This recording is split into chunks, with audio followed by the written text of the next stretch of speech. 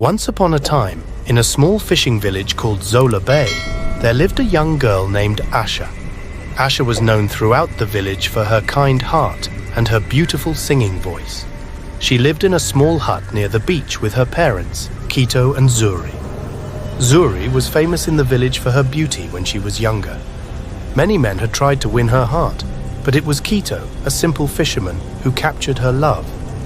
Asha grew up to be even more beautiful than her mother, with a voice that could charm the fish from the sea. One sunny morning, Asha went to fetch water from the village well. As she walked back home, balancing the heavy water jug on her head, she decided to take a shortcut through a grove of palm trees. The path was narrow and winding, but Asha knew it well. Suddenly, as she turned a corner, Asha saw something that made her heart skip a beat. There, in a small clearing, was the most beautiful fish she had ever seen. It was as big as her arm, with scales that shimmered like rainbow-colored jewels in the sunlight. Asha couldn't move. She stood still, staring at the fish. The fish seemed to stare right back at her with its big, dark eyes. Asha wanted to run, but her feet felt stuck to the ground. It was as if the fish had cast a spell on her. For a moment, everything was quiet, except for the gentle rustling of palm leaves in the breeze. Then slowly and gracefully, the fish began to flop towards Asha. She couldn't help but let out a frightened squeak and stumble backward, closing her eyes tightly. When Asha opened her eyes again, the fish was gone. She was alone on the path, with only the sounds of the nearby ocean in her ears. Trembling with fear and excitement, Asha ran back home as fast as she could. She burst into their hut and fell into her mother's arms, crying and shaking as she told her about the magical fish. Zuri hugged her daughter tightly, comforting her with gentle words. "It's okay, my little one," she said softly. "Sometimes the sea shares its wonders with us. You're safe now." As the sun set over Zola Bay, Asha found comfort in her mother's embrace. She was grateful to have escaped from the strange encounter without harm. Little did she know, this was just the beginning of an extraordinary adventure. Over the next few weeks, Asha's life took an unusual turn. Every day brought new surprises, but the strangest thing was that whenever she found herself in trouble, the magical fish would appear out of nowhere to help her. One day, while Asha was collecting seashells on the beach, she accidentally stepped on a sharp piece of coral. As she cried out in pain, the colorful fish suddenly appeared in a nearby tide pool. It splashed around, catching Asha's attention. When she looked closer, she saw a special healing seaweed next to the fish. She used it on her cut, and it healed quickly. Another time, when Asha was helping her father on his fishing boat, a sudden storm blew in. The waves grew big and scary, threatening to sink their small boat. Just as Asha and her father began to panic, the magical fish leaped out of the water, seeming to lead them towards a safe route. Following the fish, they managed to return to shore safely. These strange events happened so often that Asha began to expect the fish's appearance whenever she was in danger. It became her secret guardian, always there when she needed help most. One evening, as Asha was walking home from her friend's hut, she heard strange noises coming from the bushes. Suddenly, 3 mean-looking boys from a neighboring village jumped out.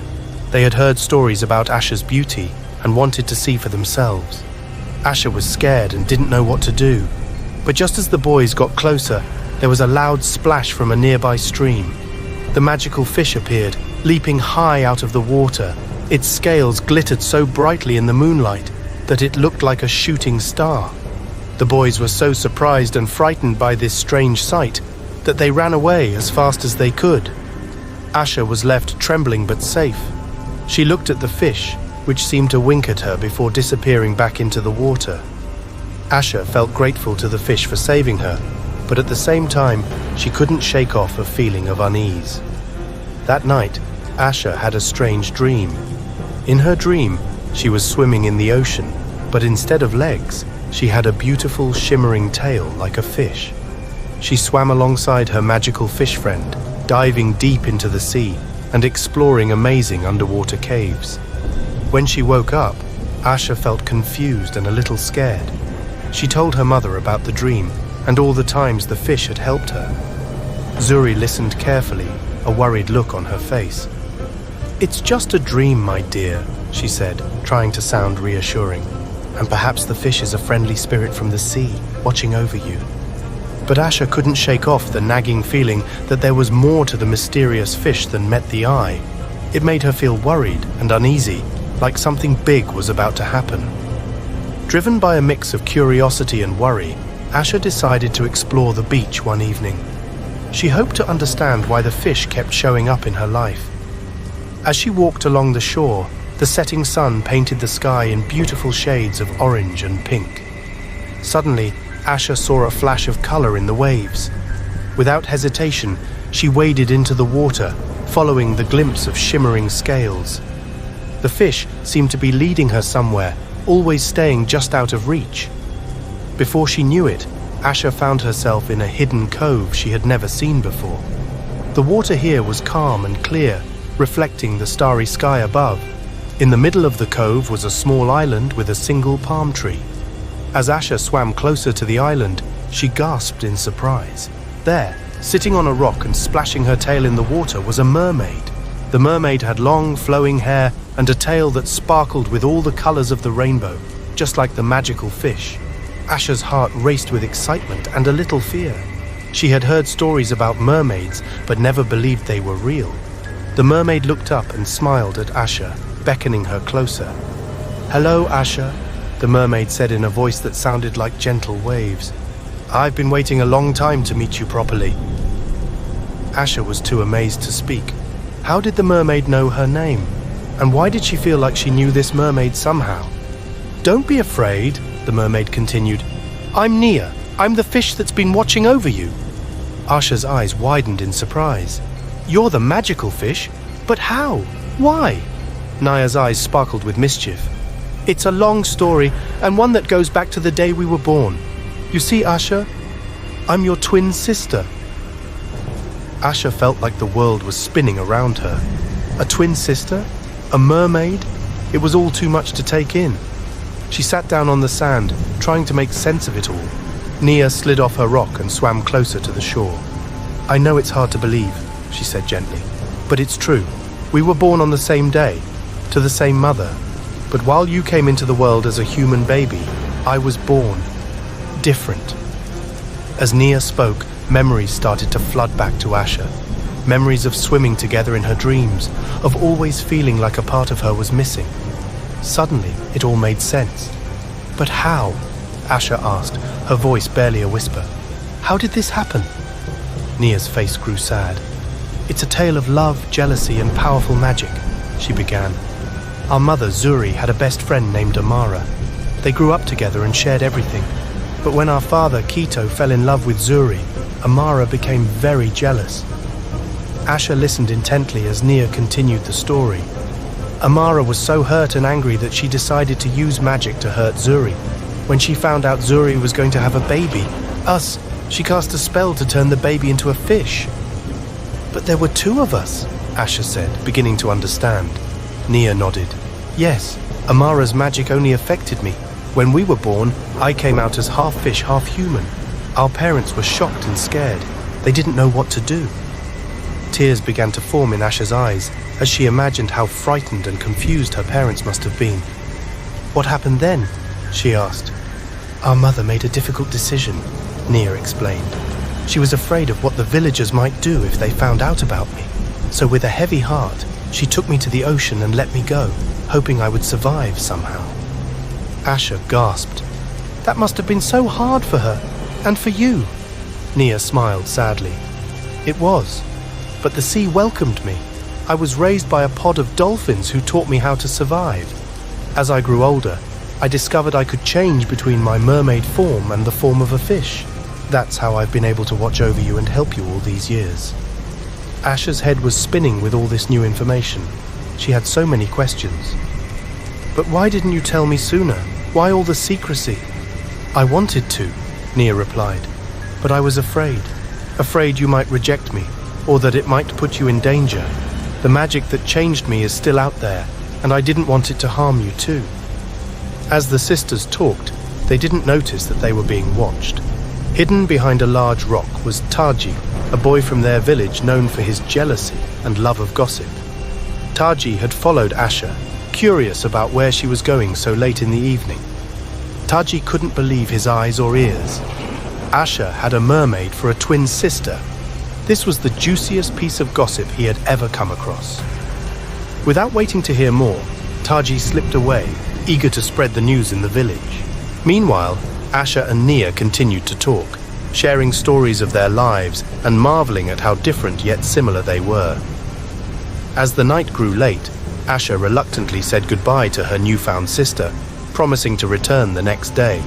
With her head full of wonderful and confusing thoughts, Asha made her way back to the village. She was so lost in her own world that she didn't notice the strange looks some of the villagers were giving her. The next morning, Asha woke up to find the village in an uproar. People were gathered in small groups, whispering and pointing at her family's hut. When Asha stepped outside, the whispers grew louder. "There she is," someone hissed. "The girl with the fish sister."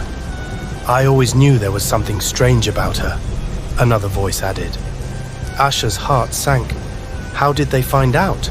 She looked around and saw Taji standing with a group of boys, a smug smile on his face. Suddenly, Asha understood. Taji must have followed her and overheard her conversation with Nia.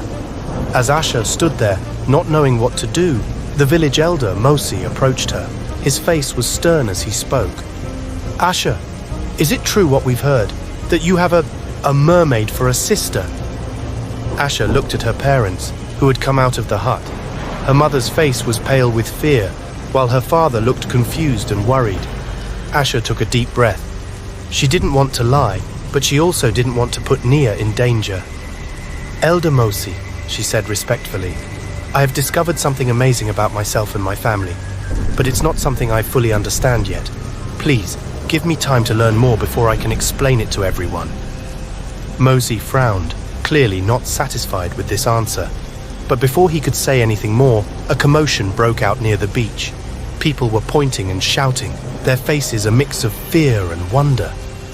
Asha turned to look, and her heart leapt. There, just offshore, was Nia in her mermaid form. She was singing a beautiful, haunting melody that seemed to calm the villagers' fears. As everyone watched in amazement, Nia swam closer to the shore. "People of Zola Bay," Nia called out, her voice clear and strong. "I am Nia, Asha's twin sister. I know my appearance may frighten you, but I mean you no harm. I am a child of both land and sea, and I have watched over this village for many years." The villagers listened in stunned silence as Nia told her story. She explained about Amara's jealousy and the magic that had changed her. She talked about how she had grown up in the sea, but always felt a connection to her human family. As Nia spoke, Asha saw her parents' faces change. Her mother, Zuri, had tears streaming down her face. Her father, Kito, looked shocked but also relieved, as if a great weight had been lifted from his shoulders. When Nia finished her tale, the beach was quiet for a long moment. Then, to Asha's surprise, Elder Mosi stepped forward. "This is indeed a strange and wonderful thing," he said, "but our village has always believed in the magic of the sea. If Nia has been watching over us all these years, then she is one of us, no matter her form." A cheer went up from the crowd. The fear and suspicion melted away, replaced by excitement and curiosity. Children ran to the water's edge, eager to get a closer look at the beautiful mermaid. Adults began asking Nia questions about life under the sea. In all the excitement, Asha noticed Taji standing alone, looking ashamed. Asha walked over to him. "Taji," she said gently, "I know you were the one who told everyone about Nia." Taji hung his head. "I'm sorry, Asha. I was jealous of you, and I thought this would make people dislike you. I never imagined it would turn out like this." Asha smiled. "I forgive you, Taji. Maybe this can be a new start for both of us. Would you like to come meet my sister properly?" Taji's face lit up, and together they walked down to the beach, where Nia was surrounded by curious villagers. As the days passed, life in Zola Bay changed in wonderful ways. Nia became a regular visitor, teaching the villagers about the secrets of the sea. The fishermen's catches improved as Nia showed them the best fishing spots. She warned them of coming storms and helped guide lost boats back to shore. Asha and Nia grew closer every day, making up for all the years they had been apart. They would spend hours together, with Asha sitting on the beach and Nia in the shallow water, talking and laughing like they had known each other all their lives. One day, as they were watching the sunset together, Nia turned to Asha with a mischievous glint in her eye. "You know," she said, "there might be a way for you to visit my world under the sea." Asha's eyes widened with excitement. "Really? How?" Nia explained that there was an old magic pearl hidden in a cave beneath the waves. Legend said that if a human held the pearl and wished with all their heart, they could breathe underwater for a short time. "Do you want to try and find it?" Nia asked. Asha didn't hesitate. "Yes, when can we go?" The next morning, before the sun had fully risen, Asha met Nia at their secret cove. With a deep breath and a leap of faith, Asha dove into the water. Nia changed into her fish form, and together they swam out to the deeper waters. As they swam, Asha marveled at the underwater world. Colorful fish darted around them, and beautiful coral formations stretched out as far as she could see. Nia led her deeper and deeper to a part of the ocean Asha had never imagined existed. Finally, they came to a dark cave entrance. Nia changed back into her mermaid form and took Asha's hand. "Are you ready?" she asked. Asha nodded, her heart pounding with excitement. They swam into the cave, which was lit by strange, glowing algae. At the very back, nestled in a bed of soft seagrass, was a large oyster. As they approached, the oyster slowly opened, revealing a shimmering pearl inside. "I apologize for the abrupt ending. You're right, the story deserves a more detailed continuation. Let's extend it." As Asha and Nia lay on the beach, catching their breath and laughing with relief, they didn't notice the crowd of villagers that had gathered to watch their return. Elder Mosi stepped forward, his face a mixture of concern and wonder. "Asha, Nia," he said, his voice gentle but firm. "What happened? We saw a great light in the sea and feared the worst." Asha and Nia looked at each other, unsure how to explain their incredible adventure. Finally, Asha spoke up, telling the villagers about the magic pearl, the underwater world, and their encounter with the kraken. As she spoke, the villagers listened in awe. Some gasped at the description of the sea monster, while others marveled at the idea of breathing underwater. When Asha finished her tale, there was a moment of silence. Then, to everyone's surprise, Taji stepped forward. I saw it too," he admitted. "I followed Asha to the beach this morning. I saw her disappear into the water with Nia. I've been waiting here all day, worried they wouldn't come back." Elder Mosi stroked his beard thoughtfully. "This is indeed a powerful magic," he said, "but it also sounds dangerous. Asha, Nia, I must ask you not to seek out this pearl again. The risks are too great." Asha's heart sank. She had hoped to explore the underwater world again someday. But before she could protest, Nia spoke up. "Elder Mosi," she said respectfully, "I understand your concern, but the sea is part of who I am, and now it's part of Asha too. We can't ignore that connection." The village elder considered this for a moment. "Perhaps," he said slowly, "there is a way to embrace this connection without putting yourselves in danger." Over the next few weeks, the village of Zola Bay underwent a transformation. Under Nia's guidance, they built special pools near the shore, where she could spend time with her family and teach the villagers about the sea. Asha, inspired by her underwater adventure, began to paint. Her vivid depictions of the ocean's wonders became famous throughout the region, attracting visitors from far and wide to Zola Bay. Taji, determined to make amends for his past behavior, became Asha's assistant. He helped her mix colors and stretched canvases, slowly earning back the trust of the village. As for the magic pearl, while Asha and Nia never sought it out again, its magic seemed to linger in Zola Bay. The fishermen's nets were always full, storms seemed to pass them by, and the villagers swore that on some nights they could hear the faint song of mermaids on the breeze. One evening, as Asha sat on the beach watching the sunset with Nia, she noticed something glinting in the sand. She dug it out and gasped. It was a small, perfectly round pearl. "Nia," she whispered, showing her sister the pearl. "Do you think—" Nia examined it closely. "It's not the magic pearl," she said finally, "but it's special in its own way. It's a reminder of our adventure and of the connection we share." Asha smiled and tucked the pearl into her pocket. She didn't need its magic to feel close to her sister or to appreciate the wonders of the sea. The real magic, she realized, was in the love they shared and the bridge they had built between land and sea. As the stars began to appear in the darkening sky, Asha and Nia began to sing. Their voices carried across the water a melody of two worlds in perfect harmony. The villagers, hearing the song, came out of their huts to listen. Among them was Amara, the woman whose jealousy had started it all. Over the years, she had watched from afar as Asha and Nia's bond grew stronger. Tonight, drawn by their song, she approached the shore. Asha saw her coming and tensed, but Nia placed a calming hand on her arm. As Amara reached them, tears were streaming down her face. "I'm so sorry," she said, her voice breaking, "for everything. Can you ever forgive me?" Asha and Nia looked at each other, a silent understanding passing between them. Then, together, they reached out and took Amara's hands. "The sea teaches us that even the strongest storms eventually pass," Nia said softly, "and that there's always calm water to be found if you know where to look." Asha nodded. "We forgive you, Amara. Would you like to join our song?" And so, as the moon rose over Zola Bay, a new voice joined the harmony. The villagers watched in amazement as years of bitterness and regret washed away, replaced by the healing power of forgiveness and song.